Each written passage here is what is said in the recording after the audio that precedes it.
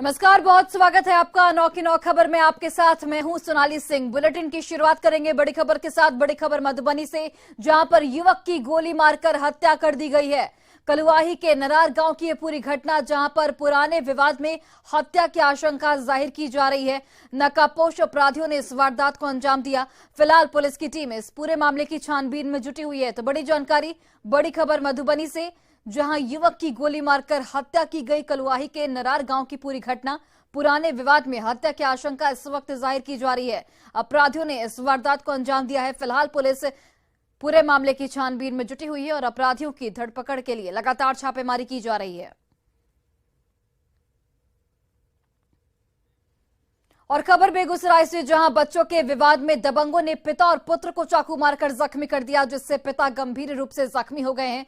वहीं बच्चा मामूली रूप से जख्मी हुआ है। घायल पिता को फिलहाल इलाज के लिए बेगूसराय सदर अस्पताल में भर्ती कराया गया है, जहां उसकी स्थिति चिंताजनक बनी हुई है। घटना सिंघाल सहायक थाना क्षेत्र के सिंघौल वार्ड नंबर 2 की है। पीड़ित की पत्नी ने बताया कि बच्चों के विवाद में उसके बेटे को चाकू मार दिया गया। इस दरमियान अपने बचाव में बेटा जब भागा तो अपने पिता के पास पहुंचा, तो दबंगों ने वहां पहुंचकर विरोध कर रहे पिता को भी चाकू मारकर जख्मी कर दिया है। फिलहाल पिता की हालत गंभीर बनी हुई है। बच्चा लड़ा हुआ। अच्छा, बच्चा का बाप दिया छुड़ाने के लिए, बच्चा को ऐसा मारा, देखिए छुरी से छिला दिया। बच्चा का बाप दिया छुड़ाने के लिए, बच्चा के बाप पर छुरी चला दी। और बाढ़ में शुक्रवार को नारायण चौधरी की मौत का खुलासा सीसीटीवी फुटेज से हो गया है। सीसीटीवी में नारायण चौधरी की मौत सड़क पार करने के दौरान गाड़ी की चपेट में आने से हुई थी, जबकि परिजन इससे पहले हत्या की बात कहकर एनएच जाम कर हंगामा कर रहे थे। तो आप तस्वीरें देखिए। पुलिस ने जब सीसीटीवी फुटेज खंगाला तो ये बात साफ हो गई कि सड़क हादसे में नारायण चौधरी की मौत हुई है।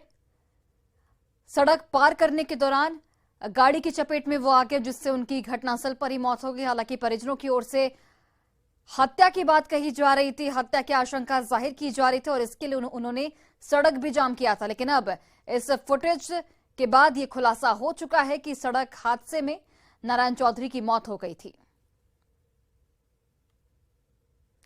तो दो तस्वीरें आपको दिखा रहे हैं, जहां पर देखिए जो सीसीटीवी फुटेज सामने आया है, जिसमें साफ तौर पर दिख रहा है कि सड़क हादसे में नारायण चौधरी की मौत हुई है। वहीं दूसरी तस्वीर अस्पताल की है, जहां पर उस दिन की है जब इनकी मौत हुई थी, लेकिन परिजनों की ओर से यहां पर हत्या का शक जाहिर किया गया था और इसे लेकर सड़क भी जाम किया गया था।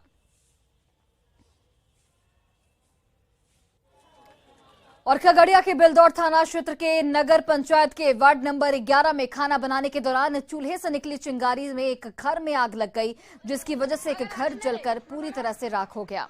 काफी मशक्कत के बाद हालांकि आग पर काबू पा लिया गया, लेकिन तस्वीरें आप देखिए जहां पर पूरा घर जलकर राख हो गया है। चूल्हे की चिंगारी से यह आग लगी है, लेकिन काफी मशक्कत के बाद इस आग पर काबू पा लिया गया है। अरे हटो, बगल हटने रे, बगल हटने।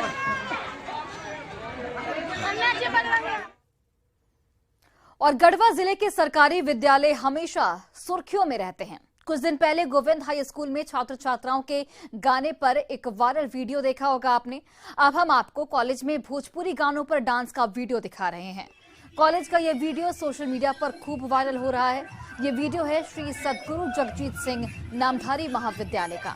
यहाँ 15 फरवरी को महाविद्यालय में सांस्कृतिक कार्यक्रम रखा गया, जहां भोजपुरी गानों पर छात्र छात्राओं के साथ प्रोफेसर और दूसरे कर्मियों ने भी जमकर डांस किया।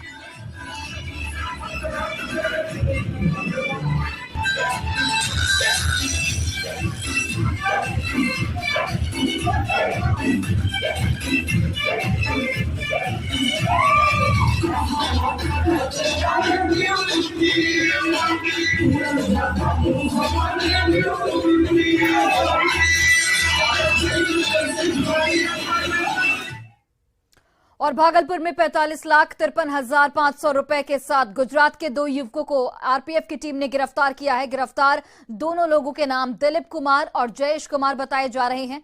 भागलपुर से ये दोनों कैश लेकर पटना की ओर जा रहे थे और उसी दरमियान स्टेशन के प्लेटफॉर्म नंबर 1 स्कैनिंग मशीन में बैग की जांच की गई, तो उसमें कैश देखकर आरपीएफ ने दोनों को डिटेन किया। दोनों को फिलहाल आयकर विभाग के हवाले कर दिया गया है। सूत्रों की माने तो हवाला रैकेट से इसके तार जुड़ सकते हैं।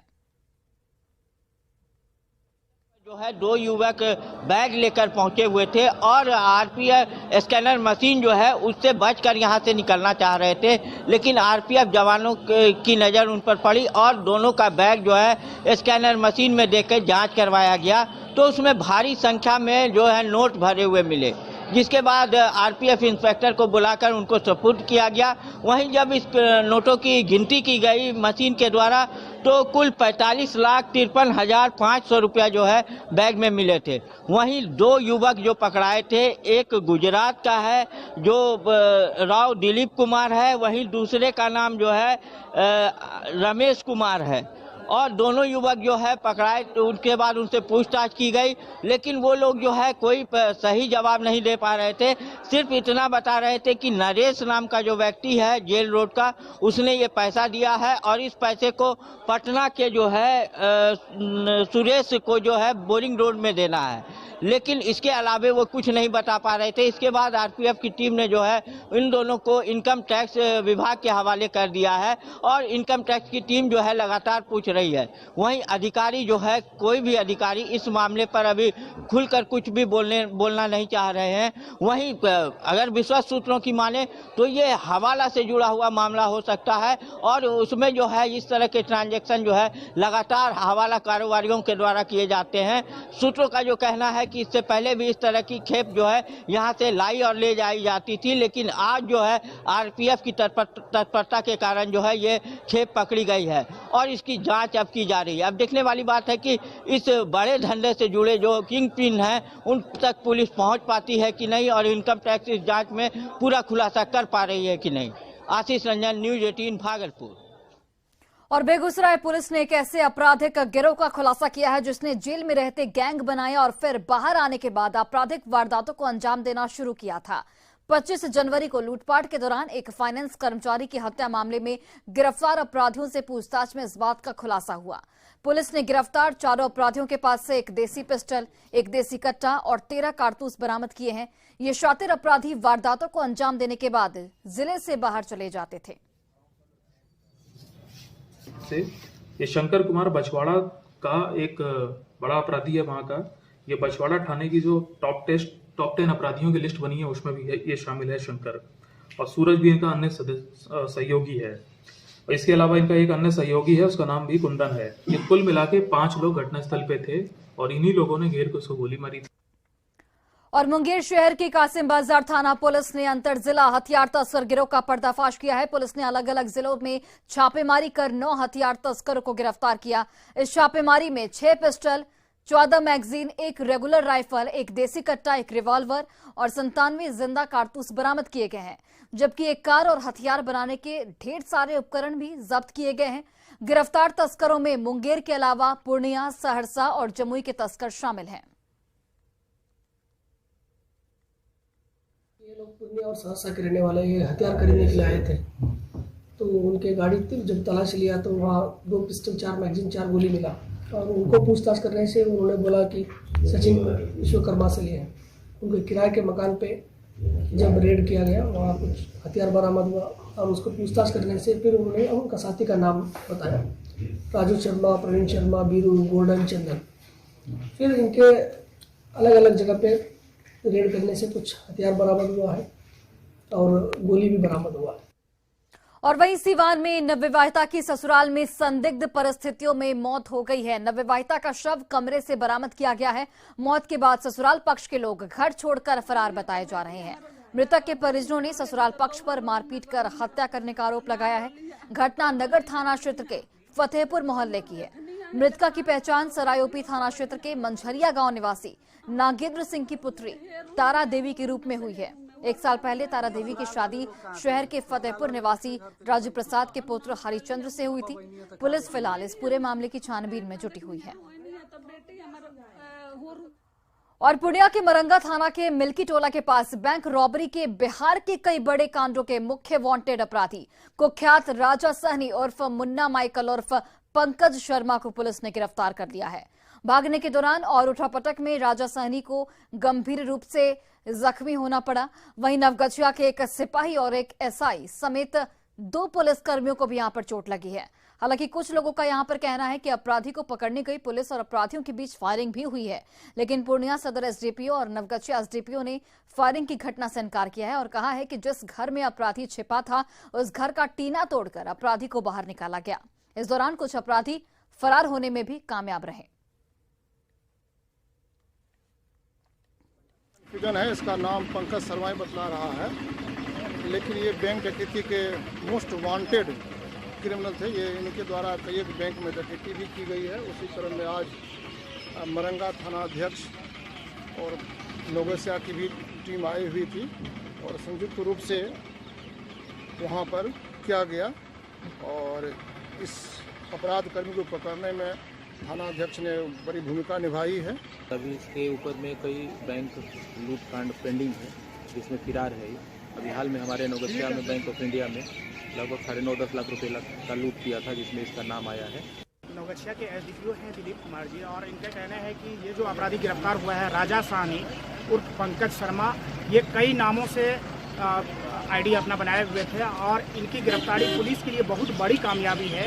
ये मरंगा थाना इलाके में छुपे हुए थे और बैंक रॉबरी के कई बड़े कांडों को इन्होंने अंजाम दिया था। पुलिस को काफ़ी दिनों से इनकी तलाश थी और आज ये मरंगा थाना इलाके में पकड़ा गया है और नवगछिया पुलिस और मरंगा थाना पुलिस की ये बड़ी कामयाबी मानी जा रही है। कुमार प्रवीण, न्यूज़ 18 पूर्णिया। होमगार्ड और फायर सेफ्टी विभाग में दो बड़े अधिकारियों के विवाद के बाद आईजी विकास वैभव ने सरकार को नोटिस का जवाब दे दिया है। विकास वैभव ने गृह विभाग के अपर मुख्य सचिव और 7 पन्नों में अपना जवाब भेजा है।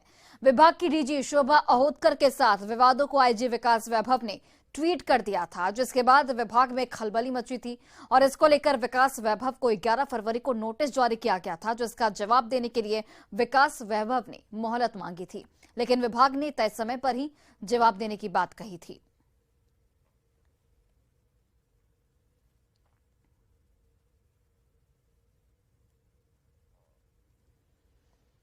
वहीं सिवान में गृह विभाग के उप निदेशक का बोर्ड लगा स्कॉर्पियो अनियंत्रित होकर एक बाइक से टकरा गई, जिसमें बाइक पर सवार 2 लोग जख्मी हो गए।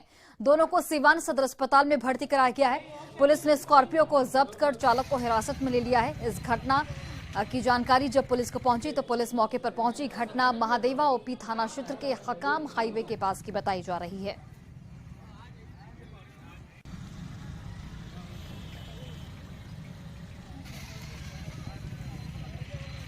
मलेफ्री गांव के शिवनाथ जी और सोनू कुमार आ रहे थे। दोनों व्यक्ति सिवान, तभी हाईवे हकाम मोड़ पर विपरीत दिशा से गृह विभाग की गाड़ी आ रही थी निदेशक की, और उन्होंने अपने गाड़ी से धक्का मारा, जिसमें ये दोनों व्यक्ति बुरी तरह जख्म हो गए।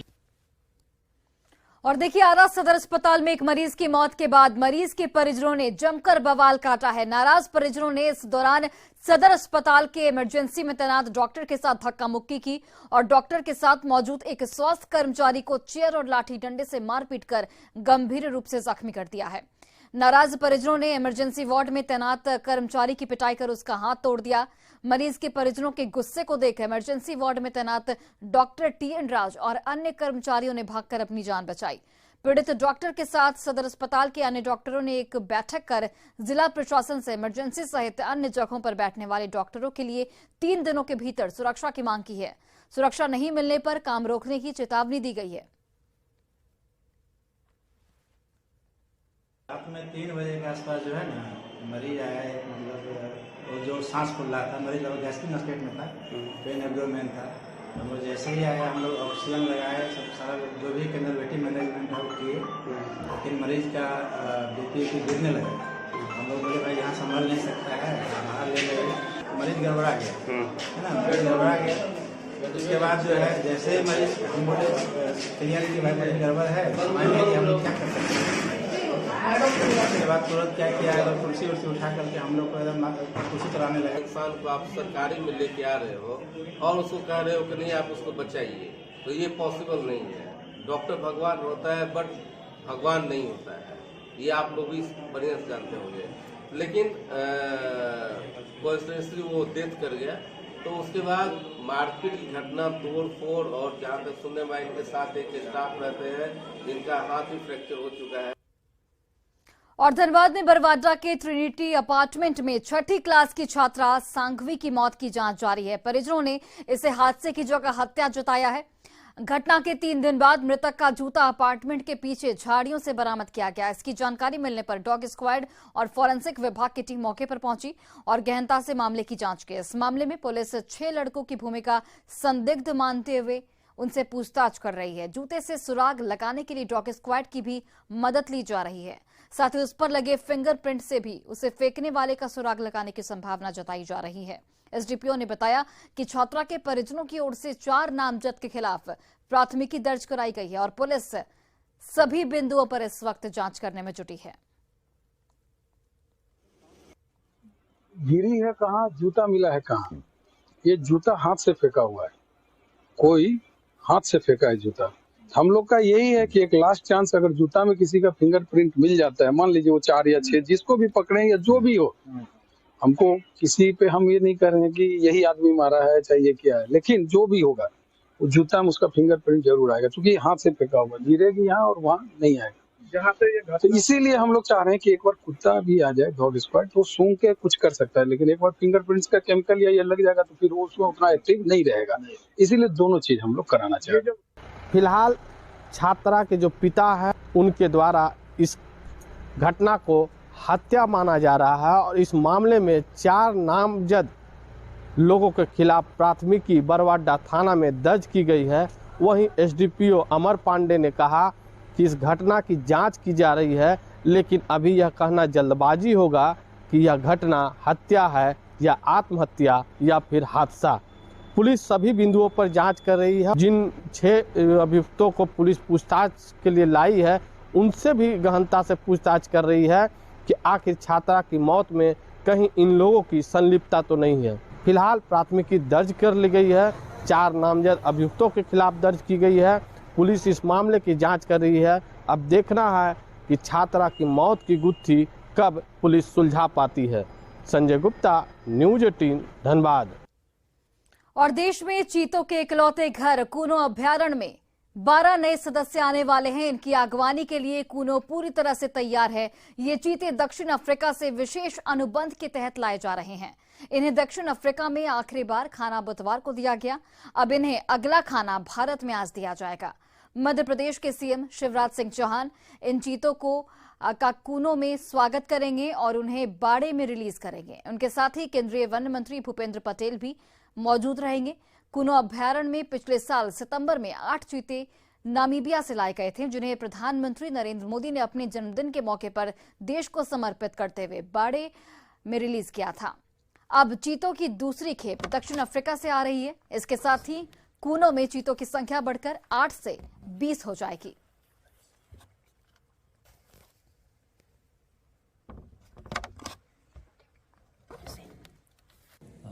पूरी तैयारियां हमारी हैं। हमें जैसे कि आते से ही उनको क्वारंटाइन बोमा में रखना होगा, तो हमारे 10 क्वारंटाइन बोमा रेडी हैं, क्योंकि ये 12 में ऐसा बताया जा रहा है कि 2 कोलिएशन वाले हैं जो 2 एक साथ रहेंगे। तो इस तरीके से 10 क्वारंटाइन बोमा में 12 एनिमल्स मतलब हो जाएंगे। तो वो हमारी पूरी तैयारियां हैं। तो महादेव की उपासना और साधना का महापर्व महाशिवरात्रि आज है। हिंदू पंचांग के अनुसार फाल्गुन माह के कृष्ण पक्ष की चतुर्दशी तिथि पर महाशिवरात्रि मनाई जाती है। पौराणिक मान्यताओं के अनुसार महाशिवरात्रि पर शिवलिंग की उत्पत्ति हुई थी और इसी दिन सबसे पहले भगवान विष्णु और ब्रह्मा जी ने शिवलिंग की पूजा अर्चना की थी। महाशिवरात्रि के मौके पर शिव जी की विशेष पूजा अर्चना, पूजा आराधना, व्रत और जलाभिषेक की जाती है। महाशिवरात्रि पर दिन भर पूजा के साथ रात में भी भोले भंडारी की पूजा करने का विशेष महत्व होता है। धार्मिक मान्यता के अनुसार इस दिन भगवान शिव और माता पार्वती का विवाह हुआ था। तो महाशिवरात्रि के मौके पर बिहार के शिवालयों में भारी भीड़ देखी जा रही है। 5 तस्वीरें आपको दिखा रहे हैं। इन तस्वीरों के जरिए आप अपार श्रद्धा को देखिए। पटना, दानापुर, सिवान, भागलपुर और मुजफ्फरपुर की ये तस्वीरें, जहां शिव भक्त सुबह से ही कतार में लगे हुए हैं और सबके मनों में बस एक ही कामना है कि भगवान शिव के दर्शन कर पाए, भोलेनाथ पर जलार्पण कर पाए। तो हर हर महादेव के जयकारे से पूरा मंदिर प्रांगण गूंज उठा है। 5 तस्वीरों के जरिए आप भक्तों की अपार श्रद्धा देखिए। और वहीं दूसरे जगहों पर भी भारी भीड़ देखी जा रही है। अब आपको 10 तस्वीरें दिखाते हैं। देखिए 10 तस्वीरों के जरिए जहां शिवालयों में भारी भीड़ देखी जा रही है। देवघर, दुमका, पटना, दानापुर, सीवान, भागलपुर, मुजफ्फरपुर, लखीसराय, बगहा और गोपालगंज की ये 10 तस्वीरें, जहां पर अलग अलग मंदिरों में जो भक्त हैं वो भगवान भोले का दर्शन कर रहे हैं। वहीं देश भर के प्रमुख शिवालयों में भी भारी भीड़ देखी जा रही है। इन 5 शिवालयों की तस्वीर आप देखिए। गोरखपुर, उज्जैन, वाराणसी, नासिक और दिल्ली के गौरी शंकर मंदिर में शिव भक्त सुबह से ही कतार में लगे हुए हैं और भगवान भोले शंकर पर जलार्पण कर रहे हैं। तो अलग अलग तस्वीरों के जरिए आप देखिए कि भगवान भोलेनाथ के दर्शन के लिए किस तरीके से श्रद्धालुओं का जो जमावड़ा है वो साफ तौर पर देखने को मिल रहा है। फिलहाल इस बुलेटिन में बस इतना ही। आप देखते रहिए न्यूज़ 18 बिहार झारखंड।